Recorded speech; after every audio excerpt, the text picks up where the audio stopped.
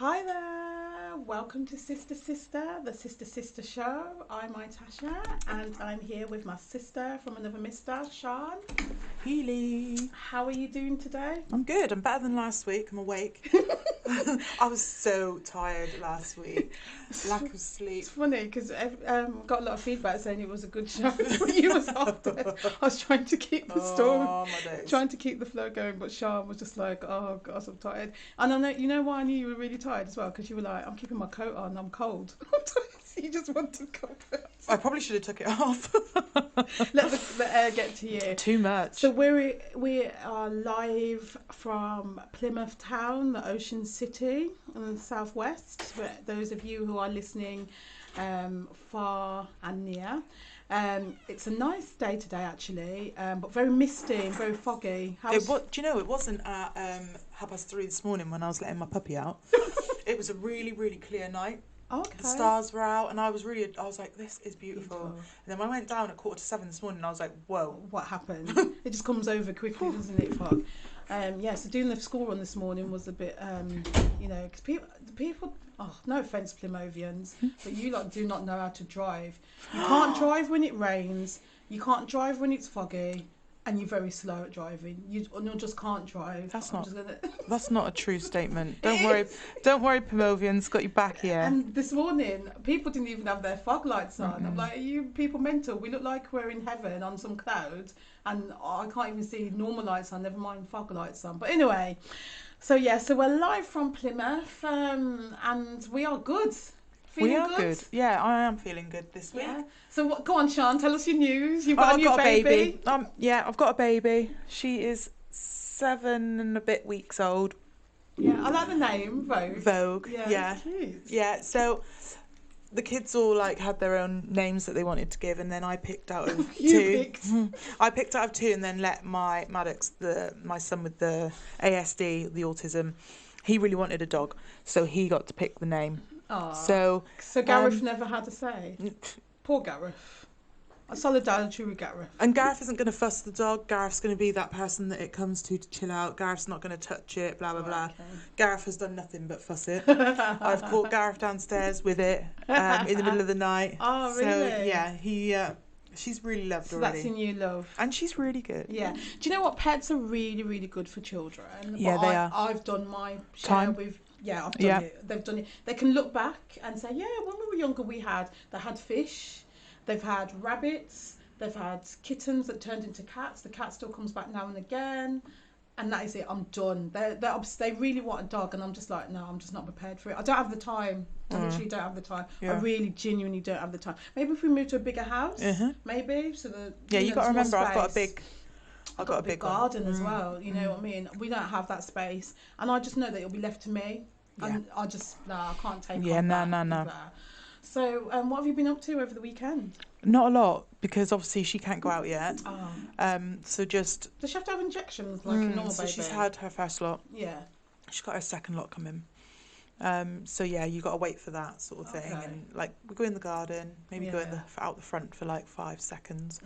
But just tiring her out, really, keeping her active. Yeah.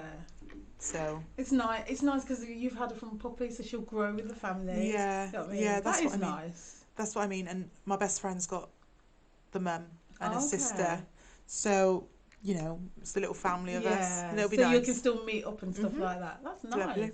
That's nice. So, how about you? So over the weekend, what have I done? So obviously I'm working all day Saturdays now with Arnhems Duchy, which was busy again on Saturday. So it's growing slowly. For those of you who want to order, not to promote, but Arnhems Duchy is ready to take orders. We've had 2 orders already for this weekend, which is brilliant. And it's Gareth was like, slowly. What do you mean? What do you mean? We're not eating it this weekend? I was like, because we're getting a puppy and blah, blah, blah. And then he was like, I'm not happy. But so I'm progressing with that. And then, busy. And then because that's a whole day thing, from Friday night marinating the meat. You need to do a whole batch of the macaroni cheese just for me. I know people keep saying that, the macaroni and cheese. Like, I'm just like, okay. I like that. You like that? Okay. I'll do you some a Christmas treat. Thank you. And then on Sunday it was sort of just like just tidy up, chill out, reflect. Me and Shiloh went for a nice walk on around Devil's Point. We had fish and chips. Just you two? Yeah, because Ryan had work. And Saffron didn't want to come, so I just teenagers. She done her time.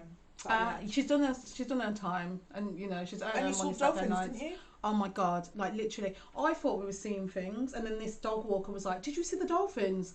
I was like, "Oh my god!" Like literally, you could see them jumping in and out, and they only started to not jump up and down when the paddle boarders were going close. So obviously they got a bit scared. Honestly, magnificent. So we literally watched the sun go down and the darkness rise with a magnificent sunset. Full moon, and it was so big, and I've just amazing. I mean, you see things beautiful all the time and you take it for advantage, but just to see, you know what, the contrast between dark well light, the thing is that I've seen the dolphins but in Salcombe. So okay. I love Salcombe. I love Salcombe. Salcombe gin, not to promote. I love my Plymouth gin, but Salcombe gin is well, obviously my nan is from there, so we had a lot of holidays there as children. It's beautiful. We'd always go there. And so now I try to take my kids every summer. Yeah. And we go on the little boat I'll across. be coming next year. It's amazing. We absolutely love it. We get fish and chips, ice cream. We visit our my nan's mum and dad's grave. Like we could go to the church because he's got his name written on the church wall because he was in the war. Oh wow! So like we kind of like visit everything just to. I love it there. That's amazing. Salcombe is so beautiful. And actually, this year, what I wanted to do was a Salcombe Gin Sanctuary tour, because you can do the tour around the Gin Sanctuary. But obviously with COVID, couldn't get the chance to do that. Yeah. I'm hoping somebody might buy me the bottle this Christmas. Hint, hint. But yeah, Salcombe's so nice. So we saw dolphins, and then obviously because it was getting dark, we saw bats flying about. And she was just loved it because she didn't really want to go, and I was like, no, we're getting out there because Saturdays are taken up now. Yeah. So Sundays is like our Saturday. And it was just nice spending time with her because you know what, they grow up so quickly, and she's my baby. Like, I know she's 8, but she's my baby, so it's nice to spend that one-to-one until time you maybe have another one. Oh god, these people are obsessed with me having another one. Okay, so what have you been watching? What's new? What have you been watching? So we started The Crown. What do you think? Can't get into it. Gareth watched one without me last night, and he said it's probably best that I didn't watch it. He said it was quite boring. I think it was about Churchill because it's still in the first one. Okay. Do you know what? I think if you like, I like history. I took history as a GCSE. So do we. Really? But you still can't get into it. That's mad. I just love it. I really, really enjoy it. It makes you realise what an arsehole Churchill was. Yeah, and I think maybe because they talk so posh, like sometimes I'm like lost. I'm thinking, Mummy. Yeah, Mummy. Mama, Papa. People actually speak like that. Diana, though, I've seen clips of Diana on Gogglebox. Why don't you just watch that series? No. You want to? I want to do the thing. You want the backdrop. Yeah, and I want to know like how they were with each other because I've seen on Gogglebox. So I've seen what were they saying about it on Gogglebox? That Camilla needed a whack and stuff. Oh, right. So obviously Camilla went for a meal with her and she was saying about, you know, this is my nickname for him and all this sort of stuff. But she was, Diana, the girl who plays Diana, a right ringer for her. Just so like her. She's amazing, isn't it? And then the famous line, it's so cringy. You know when they were like, oh, you look like two people in love, and she goes, oh yes, of course. And then he says something whatever being in love means. I mean, I could have kicked him down. Like, do you know what? That's alarm bells, red flags, everything should have come out. But it was her first boyfriend, wasn't it? She met him at 16. And he was with the sister first. That's what yeah. And but now they're together, so why didn't they just because do of tradition, because things have changed. Yeah, I know, it's mad. All that could have been prevented if they'd just allowed them, because traditionally you're not allowed to marry a divorcee. Yeah. And she'd had lots of boyfriends. She wasn't pure. They didn't see her as queen material. But the irony is, have you watched a film called The Favourite? No. That's on what channel is that on? It's on the movie channels. It's called The Favourite. It's about a queen back in the day. Can't remember which queen. Well, I like All it. I know. Yeah. Yeah. So it's called The Favourite, and it's about like these two maids that kind of fight over her. Oh, okay. It's a weird, twisted one, but I actually quite enjoyed it because it was old fashioned. Right. But the woman in that who plays the Queen, I'm sure, is the woman who ends up playing the Queen in this, because I'm only seeing the young Queen at the minute. Oh, right. And I really like her young. She's like really nice person. I don't know what Yeah. she's like as she gets older. All I can say is that from watching The Crown and from seeing what I see of the real Queen, Queen Elizabeth II, is that she ain't stepping down. She has taken those vows to see it, and she sees it as her duty. The crown must come first. So she they said that to her in the beginning, though, didn't they? But she's taken it seriously. Her uncle obviously didn't, because he abdicated it. Yeah. You know, for the love of his life, Mrs. Wallis Simpson. But the Queen will not step down. The one I really liked, going into it now, the one I really liked, there was a she had just wrote the letter to her dad in the beginning. Right, okay. And the letter to her dad said, actually, now your health's improving, because that's what you told her. Yeah. We want to go back to Mallorca to live, so Philip can kind of progress in his navy, doing his job. That's what he loves. Obviously, he died, and she had wrote the letter out that day, so didn't get to give it to him. But what I took from it was kind of like how she was just really the nan wrote a letter to her, his mum, her dad's mum, and it was kind of like the crown comes before everything. Queen Mary, yeah. So and that's what I mean. She took it. She took it, and those same and her emotions. She's emotionless. Yeah, I know. Which she has to be, But it's funny now. My nan used to compare herself. I've said it before, to the Queen. So she sees it through to the end. Aunt Em sees it through to the end. But yeah, it depends. Some people are not royalists. Even if you're not a royalist, it's a good watch. Even if you don't like the backdrop of it, just go into series 4, because there's the Generation Z, people under 35 who won't know about Diana. Yeah. So it's a good watch for them to have an insight to who this amazing woman was, to see where Harry and William get a lot of their personality from. Yeah. And she knew what she was doing. All the goodness that she did, they've done it. They are living through it. You know what I mean? They are, okay, they're not like us commoners, workers, whatever, but a lot of the charities that they support, a lot of things they say, you can hear a lot of Diana come through. And if that's going to come through to the real king, that's amazing. Yeah, you know what I mean? And fun fact, because I'm cheesy like that, the engagement ring that what's her name, Kate has got, what William gave to her, that was obviously Diana's ring. Love it. And that was left in the will for Prince Harry. But Prince Harry said he didn't want it because he wants the future queen to. It's only right that the future queen must wear it when she gets to the throne, which will be Kate. Cute. How mad's that? Anyway, let's move on. So, okay, Christmas Chronicles 2. Did you watch it? No, I haven't seen it. Oh my god, I haven't even seen amazing. One. It's the first one with Goldie Hawn and. She comes in at the end. She doesn't play a main character, but in the Christmas Chronicles, But in Christmas Chronicles 2, she's proper in it. She's the proper in it. And they're married in real life. Yeah, yeah. That's what I said to Charlotte. I was like, they're actually married in real life. It's so good. Like on Wednesday again, because I don't have a Saturday, so my weekend days are Wednesdays and Sundays. So on Wednesday, came home. Christmas tree, Christmas lights, hot chocolate. We snuggled up, we watched it, closed the curtains. Then I did a nice roast and we just snuggled together.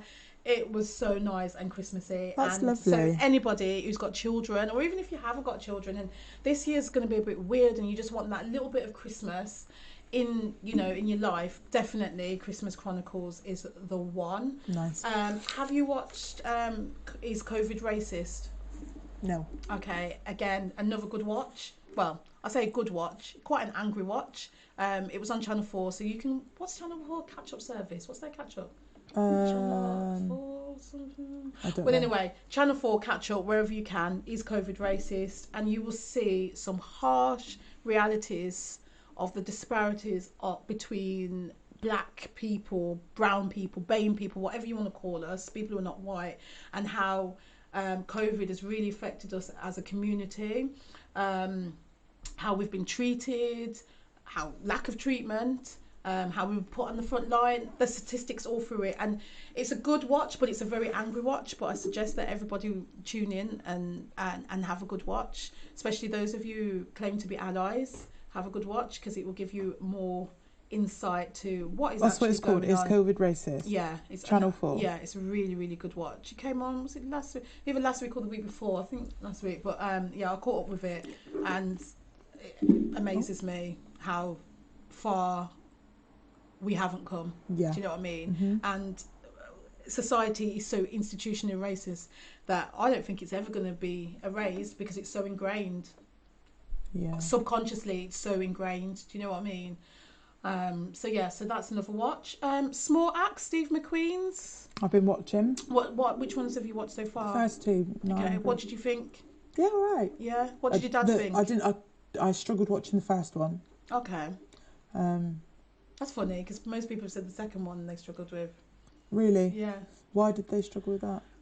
Just because he did receive a lot of backlash because people were saying that it wasn't realistic, and that it was, the backlash mainly came from people of our parents' generation who said it wasn't realistic and certain things didn't happen. And the thing is, as a director, you have your own style in a way. It's called authenticship, and then you have your own style, but plus he hasn't got time to do a mini series, so everything that happened in that whole night probably happened at different stages of that decade when people were going to blues dances. Do you know what I mean? But he literally had an hour and a bit to put it all in. Yeah. As I said, I really enjoyed it. But yeah, there was my a lot of favourite bit negative. was in the beginning in the kitchen. Yeah, that is just. Yeah. They sounded like cats, and it was amazing because that's how it is. It is, isn't it? When they're singing, do you see the curry goat, the rice and peas? So I loved it when they was moving the carpet out, so the carpet didn't get spoiled. Yeah, I love that. I love that. And just speaking to my uncle about it, and again him talking about his sounds, and when he used to select he said first of all I used to be the selector. And then I was the actual DJ, and then my uncle's like nearly 60, and he remembers those days, and he said he wouldn't change it for a world. Best times of his life, And then he says, my dad, because we watched it with my dad. My dad was like, police will go into that, like scared. And then they know they'll come out worse. Yeah. Your dad lived in Handsworth as well. Exactly, and then he started going into like the like Asian shop across the road when they had one. He was like, it wasn't pretty when they tried to go into this. Yeah, not on their own, without backup. You know what I mean? But yeah, it's just, I think that us as a black community, we're so harsh when. Are they all true stories? I know that obviously first one was. Yeah. Second one, not necessarily a true story, but events. So true. It must have researched. I struggled with the first one because it felt like not as strong as 12 Years a Slave, obviously, but it felt like that sort of feeling that I felt. Yeah. That sort of anger that they had to go through court, that they actually kept going in and doing that to their property when they were just trying to. It really bugged me. Yeah, I know. It really bugged me. Do you know what I think? Because even watching, I'll come on to it next, Red, White and Blue last week, the last night's episode, like I'm really struggling when I see black people be beat, and it's not, obviously it happened, but this is a fiction, like of what's the word, so obviously it happened, but they're acting on screen, but I'm finding it really hard to see black people get beaten up and things like that. It's trauma because of constantly seeing it. I don't want to see it. I don't want to share it. I literally had to look away until the scene finished because I can't cope with it. What part was it? So basically his dad gets beaten up. So Leroy Logan, his dad gets beaten up by the police officers, which was standard in them days. Well, it's still standard now in 2020. How bad was it? Really bad. Like he got beaten up, like his face, he was hospitalised. That's how bad it was. But I don't want to see it. Like I already know that it's happened subconsciously. I don't want to see it. So even watching it as a fictional thing, I find it quite traumatising. So it does affect me. Do you know what I mean? So I just wasn't this week about the Stephen Lawrence, something to do with Stephen Lawrence or a guy that Leroy Logan, he did have a place in it. Yeah. So I'll go on to that in a sec. But so I think when things are represented, because we're so underrepresented in the media and stuff like that, which is getting better now, especially this year, I think that we've uncovered a lot of things. We've still got far to go, but when things are, because we're so underrepresented and there's not enough films, there's not enough documentaries, all that. When we are represented on TV, we want to be represented accurately and correctly. Yeah. And we are so picky at things that we see and we think, oh, that doesn't go like that, or that's not like that, and that didn't happen, and give Steve McQueen a break. We are very lucky. 9 o'clock on BBC on a Sunday night is a prime spot. Yeah. We are lucky to get that. Mm-hmm. Okay. Yeah, we shouldn't be so lucky, we're so grateful, because we should be getting that spot anyway, but we are lucky to get that prime spot. We're lucky that he had the budget to go and put something on there that is relevant to our culture, that we can identify with, and to see for an hour and so black faces on TV telling our stories. So I'm grateful for that. Yeah. You know what I mean? That's me. So last night was called Red, White and Blue. It was about Leroy Logan, who reached superintendent in the Met Police, one of England's highest ranking black officers. It was played by John Boyega, which I just love John Boyega. Do you remember when he gave his speech at the Black Lives March? No. Do you remember? No. Oh my God, he gave the most amazing speech. He was so angry. Was it the one off Star Wars? Yeah. Yeah. Did you see his speech? Yeah. Like, he reminds me of Kados, who came in. He's got certain instincts. There you go, bigging you up as Kados. Like, he reminds me of him, his mannerisms and stuff. But like, he gave that speech with the Black Lives Matter, saying that he doesn't care, and people were like, oh no, John, you shouldn't be speaking like that, because you are not there in your career yet. No, he needs to be speaking like that now, because people know where they stand with it. Do you know what I mean? And he does speak out a lot about, you know, things that are going on or things that are going wrong and that he doesn't think is right. But he played the part so well yesterday that I actually just sent it a tweet and just said, John Boyega, I love you a little bit more now. Just even a little bit more. You're just amazing. So did he do the short film, or is it a different? This is the Red, White and Blue. Yeah. So that's, is it a film or? So it's just an hour. No, just it's like a short film, isn't it? It's only an hour long, which is a bit annoying. And what did he kind of? So basically, he was this really intelligent guy. He did forensic science. You know, forensic scientists. Yeah. You know, forensic scientists, got all these A levels and whatever. Dad, parents from the Caribbean, from Jamaica, I think it was, were obviously really well respected, well to do. Dad worked, really installed in his son, you know, you got to work hard, blah, blah, blah, don't want no foolishness at my house and all that. And then all of a sudden, one of his friends was like, oh, I think you should join the police. And he's like, why should I join the police? It's really, you know, I don't want to join the police. Anyway, he joins the police, and then it just takes you through everything that he had to get through, like not all the problems, because obviously Steve McQueen's only got an hour. I would imagine he went through a lot more, and it was quite toned down. All the things that he went through, like one time when he came back to his locker and somebody put, why don't you fuck off, you nigger. Sorry, I'm not supposed to swear. But, you know, that, you know, it said something like nigger on his thing, and he got really angry. One time when he went into a situation where there was a criminal there, called for backup, the backup didn't support him. You gotta watch it. You just gotta watch it. It's an hour long. But Leroy Logan, I just take my hat off to him. You know, the fact that he rose to the highest ranking police officer in Britain, and he's got a new book out which is called Closing Ranks, which tells his life story, which I actually really want to read. And it said in 2003, Logan was awarded $100,000 by the Metropolitan Police following an investigation about a hotel bill. He was involved in the Stephen Lawrence inquiry and the inquiry killing of Damilola Taylor. So this Leroy Logan is highly respected. Yeah. So it's a really, really good watch. And personally, what about the hotel bill? What the hell is that? I don't know. That's just something I found when I was researching him. Wonder what that was. But yeah, he was just amazing, and what he went through. I just, you know, and it just made me think, like, the police have not changed. You've got Cressida Dick, who's head of the, you know, police, saying, the Met Police is not institutional racist. We have moved on. No, you have not. You are it's so ingrained in them that they don't even know that they're still racist. Do you understand what I mean? Yeah. And we need to clear it out, you know. And I remember when I was younger, I was like, Mum, I want to join the police. You know what Mum said to me? There is no place for my daughter or a black woman in the police. That's what my mum said. And do you know what? I would say the same thing to Saffron and Shiloh. Yeah. I wouldn't want her to join there. Are you mad? Or join any navy, any institution like that has still got the racism ingrained. I don't want my kids to be subject to it, because you know what, life is hard enough as it is. Why should they go to work? Footballers put up with it, so why should my daughters, my precious daughters, go and put up with that? Yeah.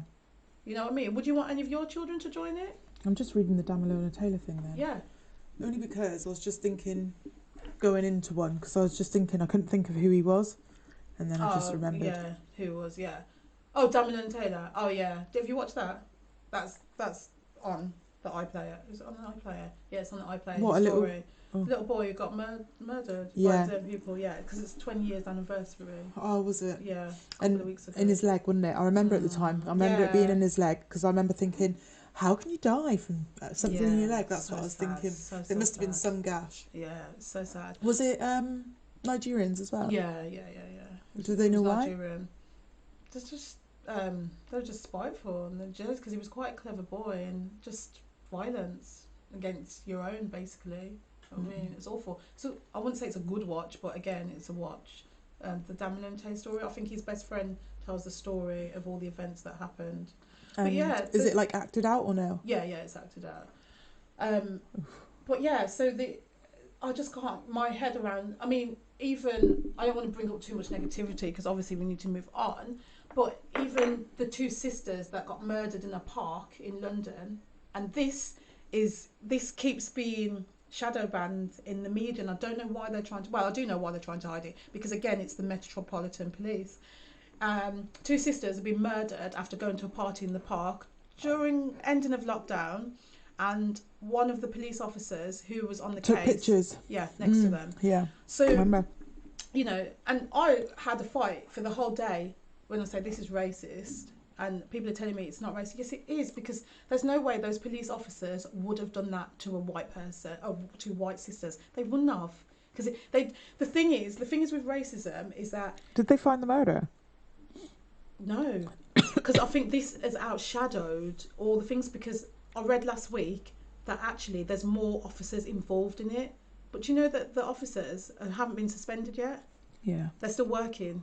So let's get that straight. Imagine your child, or your two children have been murdered, and a police officer who you're supposed to go to support takes a selfie with the dead bodies, Yeah, it's not puts even. it in a WhatsApp group and shares it. It's not even who leaked it. Somebody in the WhatsApp group. Yeah, not surprised. Okay, so and what I'm trying to say is with racism is that white people who are racist see us as not human, that we have no thoughts, we have no feelings. For them to go and do that, they don't have that same they don't think the same as another white person, and that's why I'm saying that incident is a racist incident. Yeah. Because they just would never have done that. They see us as subhuman, that we're not humane. Do you understand what I mean? That we lack feelings. Imagine that parent, 2 daughters, but then that happens as well. So Mrs. Cressida Dick, I don't think you'll probably ever hear this because you're too important for me, but the Met is still racist, and there is a lot of work to be done for it to be not racist, and I'm just leave that there. Okay, so yeah, so going back to The Crown, I've been watching Diana documentaries. I think I've watched every Diana Royal Family documentary on Netflix because I'm so obsessed with them. And to the question that you asked last week, do I think that they killed Diana? And I've changed my opinion, and I'm thinking yes. And I'm just going to leave that there. Okay, so moving on. Did you not think they did? No, but watching certain things that I did last week, over the week, You have to elaborate. I don't know, it just doesn't all clue up to me. Just certain things just don't make sense, and I'm just thinking, yeah, they got rid of her. Like, I don't know, but I'll leave that there. Okay, so Netflix is not messing, maybe things I need to say off air. No. Netflix is not messing around with all the black things lately. There are so many good watches out there. Obviously, you know, sister girlfriends come on. I can't even go. I need There's to get into Girlfriends. so many of them. It's just amazing just to see, like, you know, that my children can see so many representations of themselves. Do you know what I mean? Yeah. And just you can pick, choose and refuse. And actually yesterday, I don't know why, but I came across a Netflix series called Before, and it's basically 4 female friends who live in Lagos. So it's set in Nigeria. It's a bit slow in places. I'd like the pace to be a bit quicker because it is a bit like. But is it good? The first two episodes that I watched, yeah. So basically, it's about these 4 women who are racing to get married between before they're 30. Right. Apparently, in Nigerian culture, being married before you're 30 is seen as success, or just being married is like successful. So this is just from, people might disagree with me. I'm just speaking from what my Nigerian friend told me, that in regards to her family, like her going to university, being an independent mom, owning her own house, 2 degrees is great, but nothing will be of success until she gets married, which I'm going to go on to. Yeah. Because that's what the latter part of the show is. So we're going to be discussing that further. So if anyone wants to tune into that, that is a really, really good watch. My Shiloh's still loving Sister. The Desmonds, she really likes the Desmonds. It's good. I don't know why. Is it because it's British and like, you know, I don't know, but she really, really likes Desmonds as well. So she's been watching that and like. Desmond's my dad's thing. Yeah, it's so good. It's just so mad to see the old mobile phones as well, how big they were. And just watching the fashion and seeing how far we've come on as a society. Yeah. So that's good. Do you remember the 3 Non-Blondes? Yeah. So that's on. They've put that on there. This is what I'm saying. Like, there's so much comedy thing because you know the woman who plays. Do you watch EastEnders? Mm-hmm. Kim was in the 3 Non-Blondes. Denise's sister. Oh yeah. Yeah. So they've put that series back on. So that series is just Kim. So funny. And she was with Richard Blackwood, wasn't she? Yeah. And now he's in Hollyoaks. Yeah. It's all too much. But so that's a good watch. So tune in, and you know, as well as your Christmas films, there's a lot of black box sets on Netflix, which are a good watch. So what's been happening in the news this week? What a strange week it's been. Last week of November. So the Sainsbury's row still going on. Yeah, we've been there, we've done that. I don't want to exhaust it anymore. I'm sure everyone's had their discussions. What I need to highlight though is that Tesco's sort of backtracked. They must have seen the backlash of what Sainsbury's had, and they recorded their Christmas. Was it their Christmas? I don't know if it was their Christmas advert or an advert, and decided to cut out the black couple. Yeah, and the actress who was in it was quite open about it. It was shared all over Instagram and all over Twitter. Oh dear. That they decided, because basically you get a fee. I think this is what happens. So when your agent gets you like a job for an advert, you get a fee. And then if they continuously use you in the advert, then they pay you more money, because obviously that could be used in the future or over time. But then if you don't get used in the advert, you don't get that fee. You only get the daily fee that you showed up to work in. Sort of like a royalties thing for them to cover themselves. So obviously she would have seen the backlash of Sainsbury's. As you do, you take pictures of when you're on set and stuff like that. So she took pictures. So there's no lying that she was filmed and that not put in. And I don't even know what Tesco came back with, but I just think that is just like really rubbish, that Tesco would like succumb to racists. Like, seriously, are you mental? Like, what is wrong with them? So they're scared of a bit of backlash. Like, Charles, you just can't. I've got no words. Yeah, you can't get your head around it, innit? Like such a shame. It is such a shame. It really is, and bad on you, Tesco. And I'll tell you what. Sainsbury's, if anybody, again, Sainsbury's, you probably won't hear this because we're just a little podcast radio show in Plymouth. It's all good having black people in your adverts, but we want to see black people on the board, contributing as well, you know, up there with the shareholders, you know, because a lot of these big companies, it's all very well that they're showing us and they're representing us and they've posted the black square, but are they actively showing us within the boardrooms and things like that? Are we actually there working as well? Okay, we'll leave that there. Okay, Trump. So Trump's still in the White House. Is he? Yeah, he's still in the White House because they have like 16 weeks or 12 weeks or some madness for them to leave. He did look defeated the other day. Yeah, he knows he's lost. Thank God he's out. Corona. So here we are in Plymouth. We're tier 2. So tier 2. So can we mix households? No, we still can't mix households, but we can meet outside for a walk. Are you allowed to have a drink if you go? We're allowed for a meal, which has affected so many businesses who don't have food. Yeah. And all essential shops will be opening. Cornwall, just over the bridge, half an hour away, is in tier 1. Did you see my picture of the Tor Point Ferry? Will we be able to go over there to like Home Bargains and B&M? Yeah. We're still allowed to go over there. It's a bit odd. It's a bit weird though, isn't it? Like, I don't really understand that. I know. It is mad, isn't it? You just have to track and trace, I would imagine. Really track and trace, which still isn't working properly. And I've heard a few people deleting the app because it kept coming up that they'd been in contact. And a person actually said to me that it kept coming up so many times that she would have isolated for the past 6 weeks. And I was like, maybe that's what you need to do. And she was like, I generally just can't afford to do that. I'm no judgment. Take that how it is. But do you know what I mean? It is a bit crazy, isn't it? So now is the time to support businesses. Do you know what really annoyed me? So, they're saying that try and stay 2 meters apart, cover yourselves and stuff like that. And then this morning on the news, there was like, go to the high street and shop because your businesses need you. Okay. So that's a contradiction with that whole news story. Funny, last week we were talking about Topshop. Yeah. Now they possibly could be going into administration.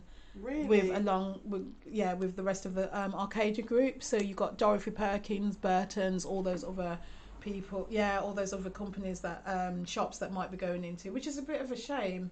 Selfridges and all them kind of Selfridges. Miss Selfridges, I think they mean. Yeah. Could be going into Miss Selfridges. I like the one out at Plimpton. You can just pop in. They've got Miss Selfridges in Plimpton. Yeah. Where? In the Co-op. Have they? Yeah. Oh, is that where they got the little Dorothy Perkins as well? Oh yeah. Some nice stuff in there. Yeah, I should take a visit. But yeah, so my heart goes out to everybody in tier 3. It's so unfair. I don't know how. I mean, we were in tier 1, so how we've jumped to tier 2. Obviously, the lockdown didn't work. But apparently, it's not just to do with cases. It's about how many hospitals you've got within your area and how your NHS would cope. That's how the government have worked it out. We literally only have one hospital. The next hospital for both of us is an hour away each way. So, which is the one in Torquay and the one in Cornwall. So, because people from Saltash still come to Derriford, don't they? Yeah. Yeah, exactly. So we don't have many, hospitals down here. And all I can say is just, if wherever you are in the country, support, like, share, leave a comment with small businesses. Now more than ever, they need you. We've got the big conglomerates like Amazon, eBay and stuff like that. Try and shop local.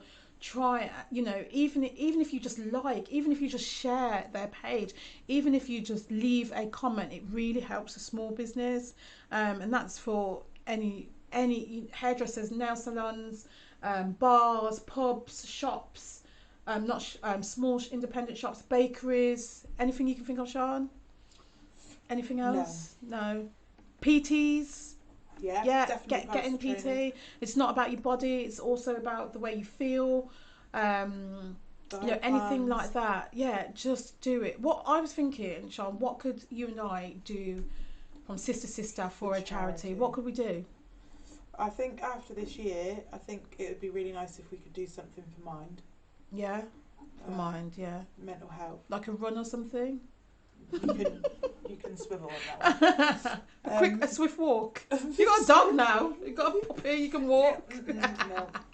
What could we do then? Pub crawl. Pub crawl. Yeah, sponsored pub crawl. Well, we have to eat food at everyone, so that defeats the object. For me. Yeah. I'll be there. So, also, I'm going to share a link on our page, the Salvation Army. where if you donate to the Salvation Army, a small present will go to a child. I'm going to do that this year. I think we should do that this year. So we'll share that on our Instagram page. But yeah, just do as you can. I just couldn't imagine being homeless now. No. You know, it would be absolute hell. Imagine how cold you'd be. I know, it's sad. It's really sad. But yeah, so please just support local small businesses.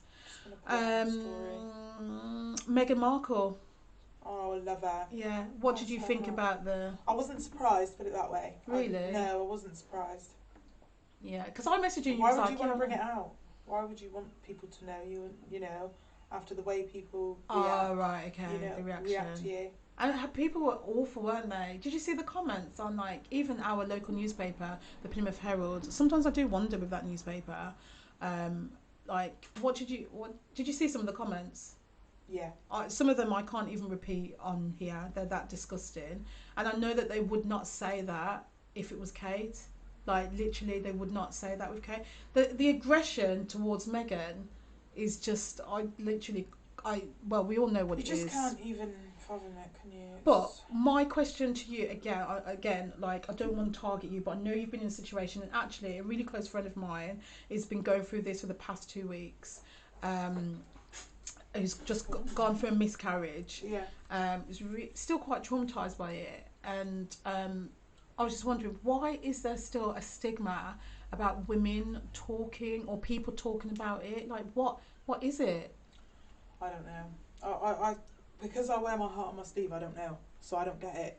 Because I've always been. Were you open about it on your Facebook page when it happened to you? No, you wasn't. Why though? Because you're open about other things, like. Is it how you wanted to deal with it, or no? Because it wasn't. I didn't feel like it was anyone's business. Like right, okay. that to me. I see, like. I don't think it's a bad thing if you do put it, and say, Joe Blogs put up. You know, my wife had a miscarriage yesterday. We're really struggling. Blah blah blah blah blah. I would comment on it and say, oh, I completely understand how you feel. Me and Gareth went through this. I'd do something like that. It's just not something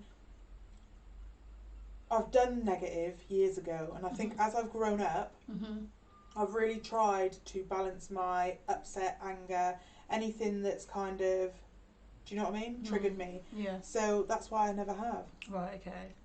But you're quite happy talking about it. You just don't want to put it out there. Yeah, I'd put it on someone else's post. I'd discuss it. I've just never been, not as I've got older anyway. I don't like to. But when John Legend and his wife put it out, you totally got it. Yeah. And even I admit, I challenged it. I was like, oh my God, why would she put that out there at the beginning, like when I first saw it, and then when I thought about it, that was her way of dealing with it. Like, but what you got to remember as well is that why not? That's something that she loved. Do you know what I mean? Exactly. I mean, Gareth felt differently. I mean, when without going into graphic detail and stuff, when it did happen at one point, we had to save certain things and so they could test it, and he didn't like that. He was very, very angry about that. He was like, you know, I feel that's, whereas, you know, so I think at the time it's very raw for others, and I think as a woman you sometimes, well, I know I didn't feel like he understood at all. You feel it's you because it was inside mine. you. It was yours. mine. Yeah. It wasn't anything to do with him in my eyes. Yeah. And I can openly admit that. Yeah. It was a bad way of thinking. And that's the thing, like, I still can't believe that I'm like, she lost her baby and you are still being like how you're being. Yeah. Like, what happened to the be kind message? Where's the girl code? Yeah. Where's the girl code? Yeah. Do you know what I mean? So I haven't read the article, but I've read clippings of the article, and yeah, my heart goes back to Meghan and Harry. I can't imagine going through something like that. I've seen it firsthand with a few of my close friends, and I know that the pain that they felt, I can't amount to that, but I felt the pain because they are my friends. Does that make sense? Yeah. And my friend, a really close friend, is going through it now, and she even put a status up on Facebook and a family member saw it and said, "Stop chatting your business," and she took it down. Yeah, she took it down, which is just like, you know, that it's your page. You put what on there, what you want. Do you know what I mean? But that's how much people don't talk about it. And also, I think it's like now to address that within different cultures have different ways of responding to certain things. But I think miscarriage doesn't see no colour, no culture. It is what it is, you know, losing a baby. But there is this silence that people don't want to talk about. Do you know what I mean? People don't want to talk about it. And it's traumatizing losing a child. Do you know what I mean? Yeah. Like, you question yourself, is it something I did wrong? What did I eat? You go through, because I'm going through it with my friends, you know what I mean? You know, and I've had one of my other close friends say to me that she could feel herself losing the baby. She was in a meeting, she could feel herself losing it. Like, I just, you know, but nobody talks about it. Why is it pushed to the side? We do need to talk about it. Yeah. And there need to be safe spaces. When you get caught pregnant after as well, you think it's going to be actually a happy time, and actually after scared. Yeah, after having a miscarriage, it isn't a happy time. Yeah. Because you're constantly living in fear. Yeah. And you hit 12 weeks and you're still not happy. Yeah. There's still a fear. So it's bizarre. Yeah. It's a bizarre situation. Yeah. But we need to talk about it, and there need to be safe space. And within our community, we're always so obsessed with don't chat my business. Don't chat my business. Don't put my business up here. Well, sometimes these things need to be spoken about and not brushed under the carpet. Because actually, it's not chatting your business. It's putting something there, showing that the support or showing that we need to discuss this mature. Because until we start talking about certain things that are happening within our community, we will not break down those generational curses. No. Do you know what I mean? We won't break them down. So okay, so last week, 20th of God, like literally nearly halfway through, 20th of November, Cheo Alberto Silveira Fretias, 40, was repeatedly punched in the face by guards at a shop in Brazil. So one of the guards, it has emerged that an off-duty military officer punched a black man basically, and he died, and they were arrested, and the Brazilian subsidiary of the French supermarket group Carrefour said it had cut ties with the security firm that provided the guards. So instead of one of the shop workers coming to help the man who was being beaten up in that way, they just decided to stand there and film it, you know, because it's all right, it's another black man, we can just beat him up until he dies, you know, it's all right. So obviously those two security guards were white. The killing happened on the Thursday, the eve of Black Conscious Day, and spurred anti-racism protests on the Friday. So it happened. So they had a day to celebrate Black Conscious Day, because obviously there's a lot of black people obviously in Brazil, and there's protests, and protests are still going on. And there was a lot of signs saying Black Lives Matter here and too in Brazil. You know, so here's a few little snippets. So Brazil has a long legacy of racism. It was one of the last countries in Americas to abolish slavery in 1888. Brazilians have traditionally been taught that they live in a racial democracy, but the president denies that racism exists, but activists say that the perception of racism is still there. In 2019, police in Brazil killed nearly 6 times as many black people as in the US, and most of them are obviously black. Yeah. So, what are your views on that? Are you and shocked? there are graphic images. You can see him getting like. Yeah. I'm not interested, because it's just not normal behaviour. But it's disgusting. Yeah. It's sad. Did he have any kids? I don't know. I didn't research that into that much detail of it, but it's quite horrific to think that somebody would stand there and film it, and not stop and not help walkaboys. Do you know what I mean? Things like that. So there's like literally protests going on, and there was protests in the supermarkets and things like people are boycotting the supermarkets and everything to where it's. So yeah, it's so there's lots going on and I didn't hear that on national news. Like literally that. it was somebody who told me, and then I researched further and saw it. So that's another thing as well. Like, people need to open their eyes that there's a lot of things that are being hidden from us because our British media at the moment are so obsessed with COVID, and Brexit hasn't even come in yet, and there's a lot of laws being passed through that we don't even know because all we keep hearing about is COVID. So it's up to you guys to go out there and research and find out what's going on. If you want to find out what's going on, some people find it too depressing. So, you know what I mean? It's one of those ones. So, Sean. Yes. Question of the week. Yeah. Are you ready to get it up on our Instagram? Yeah. So, as yesterday was National Chocolate Day, what is your favourite chocolate? I've got 3. Really. You can't have 3. Mint Aero, crunchy, and I love a Galaxy. You love a Galaxy? Well, look what I've got here for you. I knew you were going to do this, and I'm really impressed because I'm starving. Yay! A Galaxy. There you go. Thank you so much. So I've got my second. Gav's going to be so jealous. I've got my second favourite chocolate. One. God, can you have another? Wow. My second favourite chocolate is a Terry's chocolate orange. My first, which the shop didn't have, can you believe they didn't have? Mention their names. I couldn't find a twirl. A twirl is my favourite chocolate. What, the orange one? Well, that's the limited edition. It doesn't come out all the time. It is just a normal twirl. I love a twirl. I live for a twirl. But I love, made with real orange chocolate. So what's your favourite chocolate? So we're gonna go with the Galaxy. Yeah. Yeah, I'm gonna go with the Galaxy. So creamy, isn't it, Galaxy? Okay. You can't beat Galaxy tasting. Yeah. Have you ever been to Cadbury's World in Birmingham? See, that's literally about 20 minutes from where my mum lives.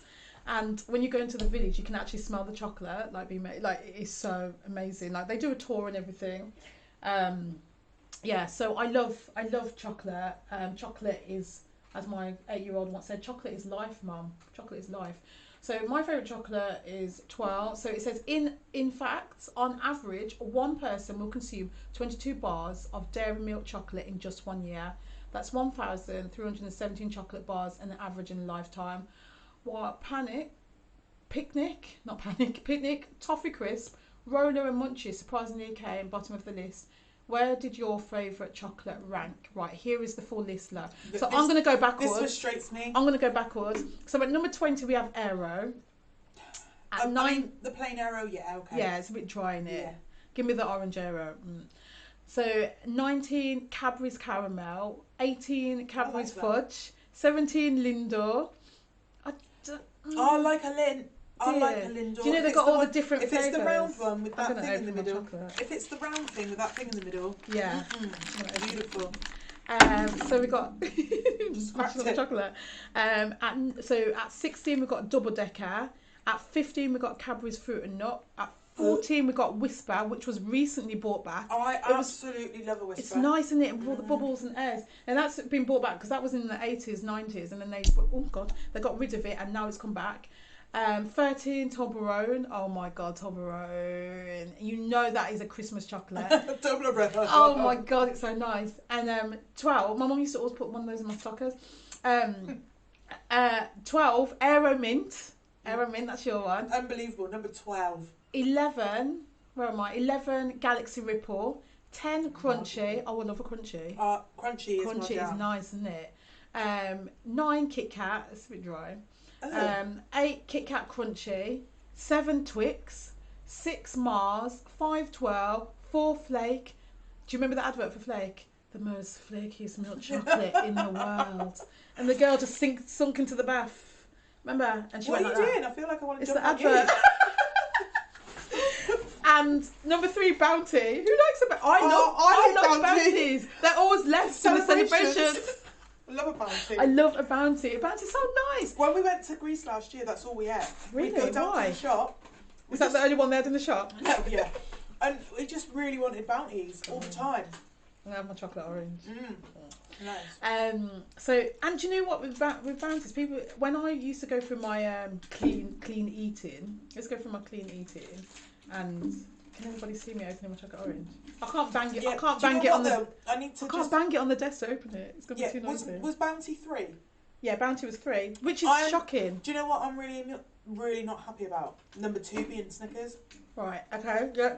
I ain't having that. Number 2, Snickers. And number 1, Cadbury Dairy Milk Chocolate. I mean, it's plain, isn't it? I can get it for the name, but Galaxy's better than that. You think so? I know so. Galaxy's Nestle's, isn't it? It's not Cadbury's. It's not Nestle. What is it? Galaxy's its own.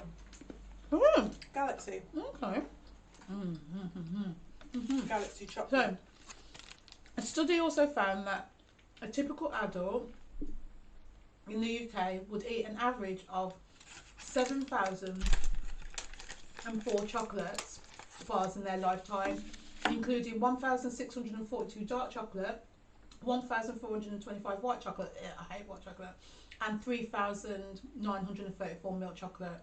So, add this to the story, Sean. Yeah. So, what is your favourite chocolate? And I want people to tell us Roses or Celebrations, or Heroes or Quality Street. Not Quality Street and Roses? No. Okay. I've got to decide. What would you like? Out of Heroes and Celebrations, because they're the 2 most up to date. Okay, I'll put them on. No. Out of those 2, I think I'm going Celebrations, but they took my Galaxy Truffle out of there and replaced it with like a normal Galaxy, which I wasn't happy about. The Galaxy Truffle was Peng. Oh my god, I just took Saffron's name. Peng. Peng. She's done with the kids now. And I like Heroes as well. But Roses and Quality Street. Quality Street. Yeah. I think I like Roses. No. Let me see. So. But anyway, so those of you who are following our Instagram page, tell us what your favourite chocolate is. Okay, so moving on. This week's main topic, marriage. Yay or nay? So, what do you think about marriage, Sean, and what does it mean to you? And this has made me just think about it just by watching before that Nigerian program that I told you about. Right. How the race to be married by the age of 30 is such a, crucial thing. And I did ask a few family members and some friends on their feedback. What do you think about marriage? What does marriage think? What do you think to marriage? Well, you're in it for the long haul, aren't you? You are in it for the long haul. Saves me a divorce. You didn't put up with no crap then. Sickness and in health and all that. Marriage is hard. It's no easy. But isn't a relationship just hard? Yeah, anyway. But the stigma of marriage is, I don't know. Do you know, growing up, I never wanted to get married. Really? Why? It's just... First of all, because most of the feedback I got was, sorry, I didn't want to interrupt you like that, That's but right. It's just in my head, is that the circumstances that you grew up in shape a lot of your views. Yeah. So, talk me through your growing up, if it's not too much to talk about, because I know. Yeah. My mum and dad were the 2.5 family to me, like 2.4, whatever it is. They were the 2.4? You're thinking of the dog. Yeah, can you remember that programme as well, 2.4? Yeah, 2.4 children. Yeah. It was just, they were together. She had the same kids with the same man, my mum. I looked up to her. I wanted that. I wanted that. Even though you didn't want to get married? No, but I wanted to make sure I was with the same person, with the same children. And I wanted that like... fairy tale. Yeah, in a sense. And my mum always seemed... There was never big rows. We had amazing holidays. My dad worked hard. My mum worked hard. We always had the best of stuff. Like, I had a brilliant upbringing. Me and my brother did. But when I was 19, they split. And I was... looking back at when I was 19, I seen it coming because I heard my mum and dad have a conversation when I was about 11. And it knocked my dad. My dad was over here. He didn't really see his family. They were in Birmingham. They weren't the kindest to my mum about the interracial relationship. So it was, my dad was with us, you know, the White family. So it was hard for him as well, you know. Yeah, down here in Plymouth. Back then, we're talking about 80s and 90s. That must have been... Well, yeah, they didn't split up till 2000s. Right, okay. So, you know, like, but as well, my mum's family was his family. So he struggled. But at the same time, there was reasons on both sides that you understand growing up as an adult now. Yeah, that you can't be together. Yeah, and you understand growing up as an adult, and it's probably moulded them both into people. But at the end of the day, they've had 2 children. How long were they married for? 27 years, maybe. Wow. Yeah. That's amazing time. Yeah. To be married. So, you said you didn't want to get married, but you're married now. So, what made you decide to get married? I loved Gareth. Like, I knew that I loved him. Yeah, I was just very in love with him. He wasn't like anybody I've ever been with. You know, all my partners had been quite abusive, and I was just very happy. So you knew that you wanted to get married. Did you discuss it, or did he just ask you out of the blue? Yeah, we discussed it. Yeah. Was it, let's get married, or will you marry me? He proposed to me in... Where did he propose to me? In... Where's that place that you take kids? Disneyland. Where's that place you take kids? Can't remember. He proposed to me there. I've been on holiday over a year. Yeah. Can't remember. No, I don't know. So that's where he proposed to you. Yeah. So, you know. Yeah. How about when you got married? Okay. So... Basically, I grew up in a single parent household. My mum's amazing. Played mum and dad mentally, emotionally, financially, amazing. Had the backdrop of my grandparents who were married for a long time, and I saw people who were married, but because I was so used to being a single parent, obviously saw, it's really weird as well, culturally I saw a lot of my white friends whose parents were married and had the mum and dad, but a lot of my black friends didn't have that situation. And the only ones I'm thinking now, which will lead us to somewhere else, the ones who were married were Christians. And so from a very early age, I knew that I wanted to be married. I wanted to get married. I wanted to have children with a man. I didn't want to have a baby father, you know. I didn't want to be a baby mother. I wanted to get married. And at the time, I did feel like I'd met the one. You know, we met when I was in my second year of uni. Had fantastic holidays. Then he proposed to me in Mexico, you know. We had a child first, so we did it the wrong way around. And then we got married, and I had the big white wedding. When I mean the big white wedding, there was 5 bridesmaids, 3 flowers girls, I had groomsmen, pink limousine, you know, family over from America and Canada. I did the big white wedding. And then the marriage, unfortunately, only lasted 3 years because, like, we grew apart. And when I got married, I was 26, so still quite young, really. And you know, speak honestly about it. We just grew apart. We weren't, you know, when you're really, really together, you're going down that path, but we were going in separate paths. So we just wanted different things. If only he'd bloody asked me, you know, I'd realise that. But you know what? Things happen and things shape you. Yeah. So I regret the financial part because my mum paid a lot of money for my wedding. Do you know what I mean? I regret that, but I don't regret getting married because you go through certain stones and you wouldn't be where you are today if it wasn't for those things. I've got my beautiful daughter out of it. I do believe in marriage, but I don't necessarily think it's the only way for you to survive in a relationship because, again, realistically, I know a lot of people who are in marriages and they're not necessarily happy. Yeah. So I think if you've got a strong relationship anyway, that can bond you together. But again, coming from this religious stance that we have, getting married in the eyes of God, some people get married for financial reasons now. You don't have to get married in the church. You can have a civil partnership and still have the same, you know, the same. You can have the same, not necessarily the same level of respect, but the same financial protection if you are married in, like I say, a register office.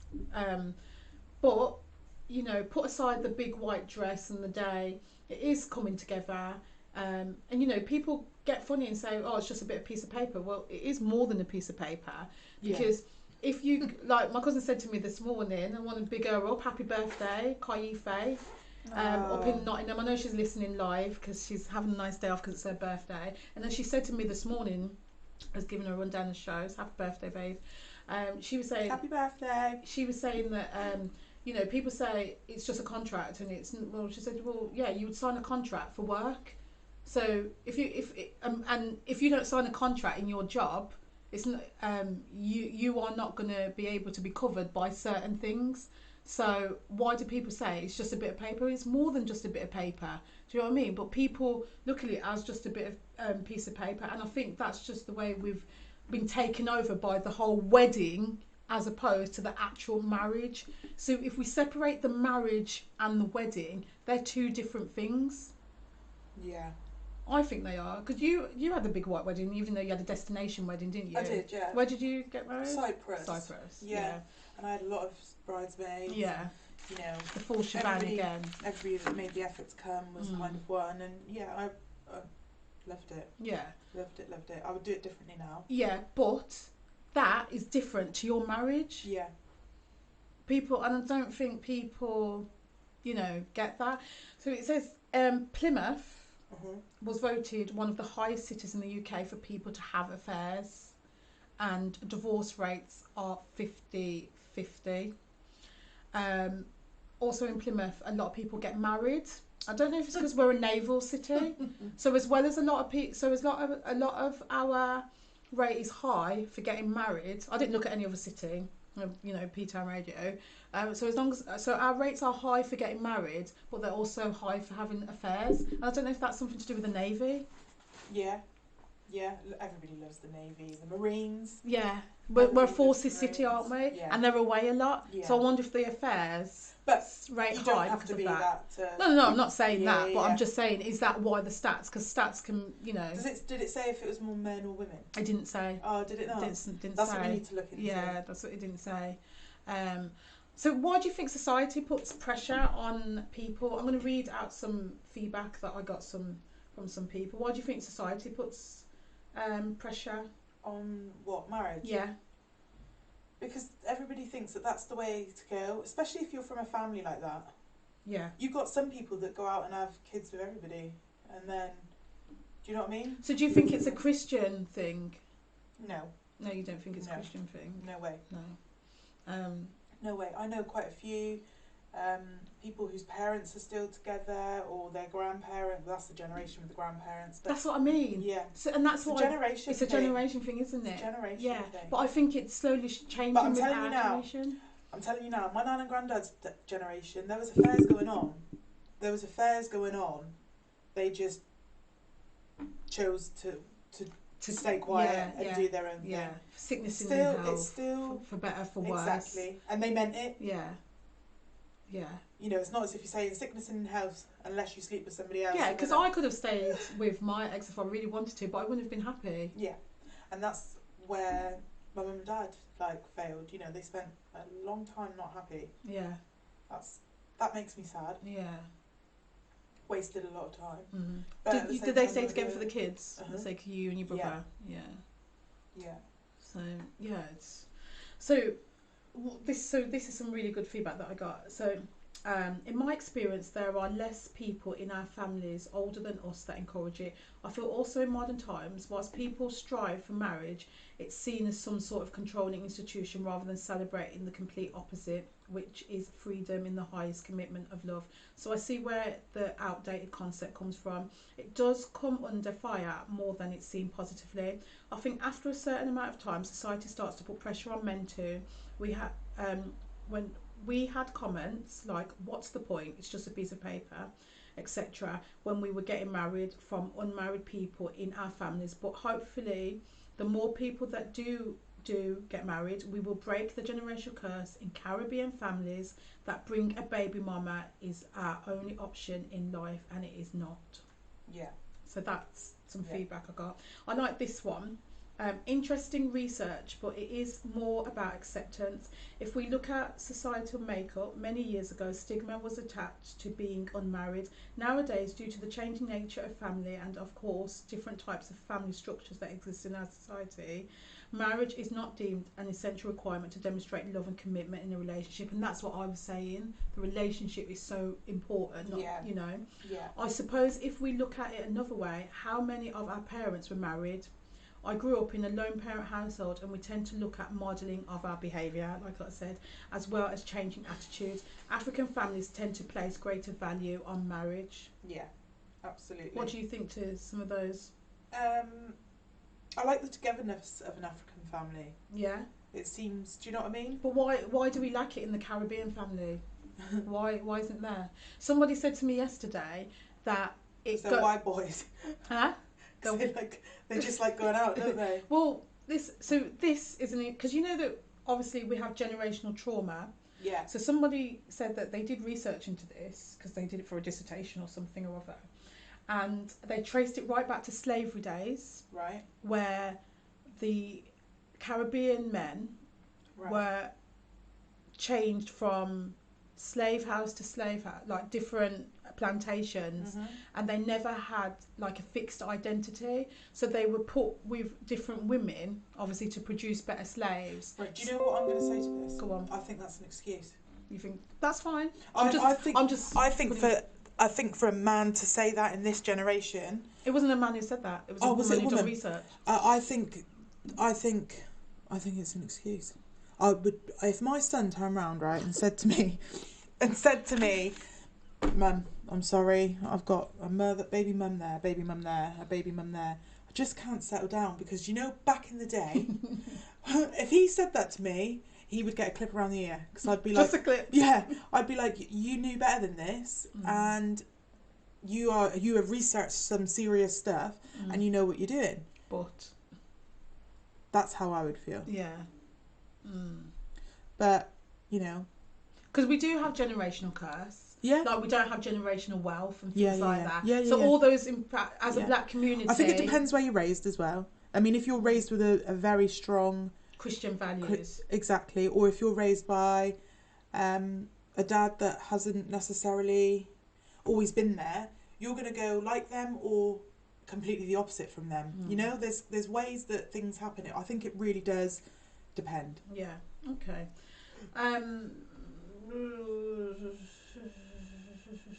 So this one, I think that me and my partner's view, in his circle, people got married and ended up splitting up after marriage. So his view was that marriage wasn't required to show commitment.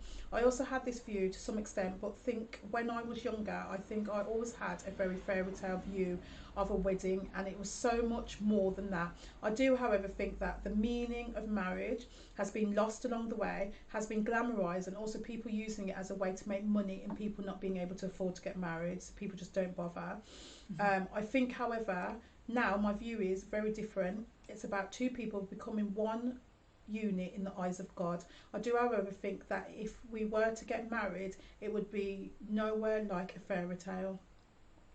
What do you think of that? I think people don't get married for many reasons, 100%.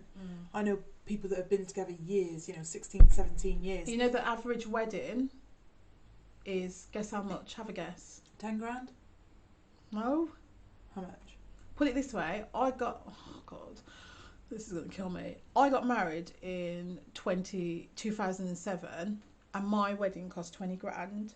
And now it says the average UK wedding, which is taken from the Hitched.com website 2019, they didn't have any stats for this year because there weren't many weddings that went ahead due to Corona, is £31,000.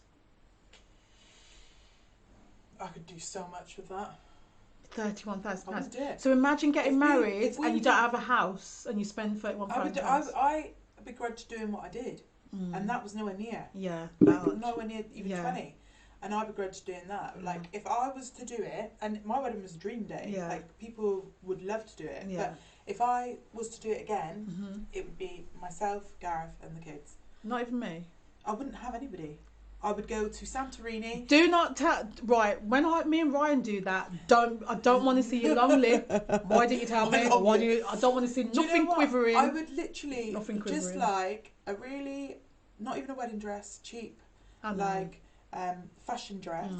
And I'd like us all to go for a meal, and it would be literally just walking past a church. Yeah. And just running in to renew it. Just a private thing. I don't even want an engagement ring. I just want my band. I'm literally. You don't even. Do you wear a ring? She don't even wear a ring. She's got a tattoo. Like, do you know what I mean? That's how much I like. I just see the whole wedding day as something different now. Yeah. Do you know what I mean? Yeah. Like, yeah. This is this is a total opposite. Society has born marriage before as a necessity. It isn't a necessity now. There isn't predictable relationships anymore. It's harder to stay in a marriage than it is to stay in a relationship. Yeah. The accountability that comes with a certificate is just a tax dodge. It isn't for me anymore, as I literally got the wool taken from my eyes when I nearly married the wrong man. The ceremony is a show, and it's for others to see people get officially together. It's not something I think is necessary in this day and age. Just get together, have great sex, enjoy your lives together. That's what I believe in. What do you think of that? I do as well. I think that. Just that? Yeah, I think just have great sex and just be happy. Yeah. What's the point in, do you know what I mean? Okay. In pressurising yourself. I don't know if it's because... And do you want to be married, Ryan? Do you expect to be married? Yeah. Yeah. I do. Or else I don't see where are we going? Do you know what I mean? But not just for that, but I do want to get married, and because I do see him as my lifelong partner. Do you know what I mean? Well, it doesn't have to be next year. It doesn't have to be 10 years, but eventually I would like to get married and be in that union. But that is not going to determine the success of our relationship. Do you understand what I mean? Yeah. So if we don't get married, like I said, I don't want the big white wedding, which is just sad because he hasn't had the big white wedding. Do you know what I mean? But I've already done that, whereas I wouldn't. I don't want that, but it's subjective, it's down to each individual person. But the big whole wedding hello magazine thing, I feel like that's outdated. Do you know what I mean? Yeah, I definitely. feel like that's outdated. For me personally, that's outdated. But again, am I saying that because I've already been married? But each to their own. Some more feedback here. From memory, loosely of my African studies, it is cultural and belief systems combination within the African continent that it's many nations. Although many may fall in Western faith and values, they still adhere to the ancient traditions of dowry and caste tribe union, as well as acknowledgement of the power of ancestral spirits to help create powerful bonds between the material families. So these two next comments that I'm going to read are from actually men, which is nice because we rarely have men feeding back. So it's a shame Kados isn't here. Kados, are you listening? Come on, send us a message. Okay, can you put on our story about marriage, please? Because it'd be really cool to hear. Right. What question do you want me to say? What do you believe? Do you believe in marriage? Not yes or no. What are your views? Yeah.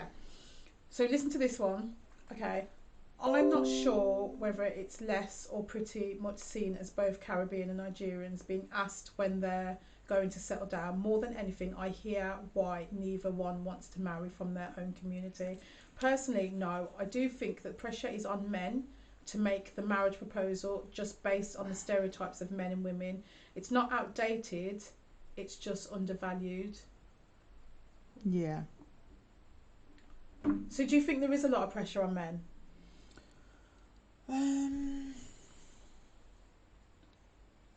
No. You don't think there's pressure on men to ask? You think there's more pressure on women to get married? Do I think there's pressure on men to ask? Because Ryan keeps saying he's not going to ask me, he's waiting for me to ask. I said, you know what, I am a modern girl, but I am a traditionalist. You will be waiting till kingdom come itself. Yeah. I am not asking you to marry me, mate. Get off. I'm a bit of a postmodern girl. I like tradition and I like to be modern, but I really like tradition as well. I'm 50-50. So if he's waiting for me to ask him, he better just not ask. I mean, he better not just wait. Because that means we'll never get married because I will not be asking. So do you think the pressure was off? How long were you with Gareth before you got married? 2 years. Oh, 2 years. Yeah. God, that's so fresh, Not long. really. Yeah. Yeah, really, really fresh. I think I was with Miguel for about 3 years, and then we got married. I like that name, Yeah. Miguel. Oh my God, I've mentioned his name. Oh God. Those who know. Well, anyway, yeah. So there's pressure on men as well. Well, because it's. Do you think it's a society pressure? Because they expect you to. It's known for a man to ask, isn't it? Like, there's no way I'm asking no man. Would you never? I'd rather chew my whole finger down to a nub. So what advice would you give to somebody who's been in a relationship for a long time, but they haven't been asked? Tell him, take him, and say, "I like that ring" when you're asking me. That's what I would say. Really? Would you hear Yeah. that? Yeah. Okay. That's what I would say. Right. So this maybe he don't want to. I mean, you'd know if they didn't want to get married. Yeah. So what about it's not outdated? It's undervalued. Marriage is undervalued. Mm-hmm. You think it's undervalued? No, I don't think it's undervalued, but it doesn't change a lot. Apart from your bank account and your last name, nothing's really changed. But do you not feel like you need to work more because it is a marriage, whereas a relationship you can just walk away? In this day and age, they would just walk away anyway, I think. That's the way life is. Yeah, not like in our grandparents' days. Yeah. It's easier to... You walk into a domestic years ago, the police walk in, tell you to keep it down and walk back out. They're not stopping the fight. They're not stopping the plate throwing. They're not stopping the man beating the woman. They literally leave. This day and age, they're taking everybody out. They're making sure you're separate. Like, do you know what I mean? Like, it's not as... It's family matters back in the day was private. Yeah. Now everybody knows it's on Facebook. Yeah. So, another one. In both, I think there's a lot of pressure around getting married and having children. Like, having children makes your marriage stronger, continues the bloodline, blah, blah, blah. I don't think marriage is outdated. I just think people should think about why they really want to get married instead of being in a relationship. Yeah. Agreed. And this last one, I'm just going to read out. This is quite an interesting one. So 1, the Caribbean, African, American / European's experience differs significantly to the Nigerian in the fact that the Caribbean experience is one of slavery, being taken, separation, being stood, makeshift marriage, separation of a family as punishment and financial gain for slave masters, rape of both men and their wives, etc.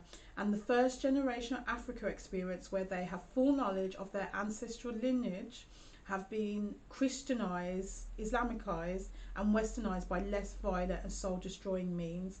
The African sees marriage as an opportunity for upward social mobility, class. The Caribbean is traumatized and understands that there is actually no difference in the marriage, cohabiting, casual sex. Family in 2020 is very much shaped by the individual. With divorce rates 50-50, marriage is overrated to some.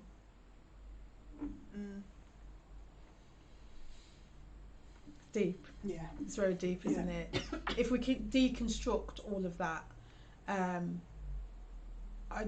do see it as... Because don't forget, if we're going back and we look at things as... We were in our little tribes, getting on, being fine. We didn't know about Christianity until it was brought over by the Europeans and the slave owners and things like that. Yeah. So, marriage is based around the church, right? Oh, I love Cadus. So, I don't believe in marriage as such because plenty of people are in unhappy marriages. However, people don't have the conversation before getting into a commitment. Couples need to know their wants and needs as well as communicate throughout.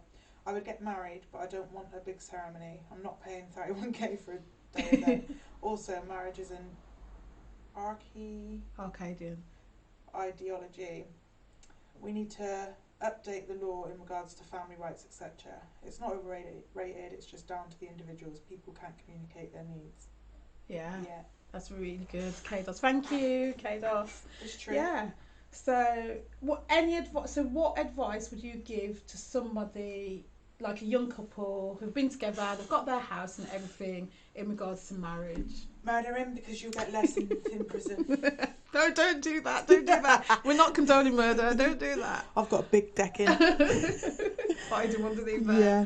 No, seriously, what advice would you, you're married, like what advice? And it's been hard. We've had our struggles, but I'm not going to go into it. But communication.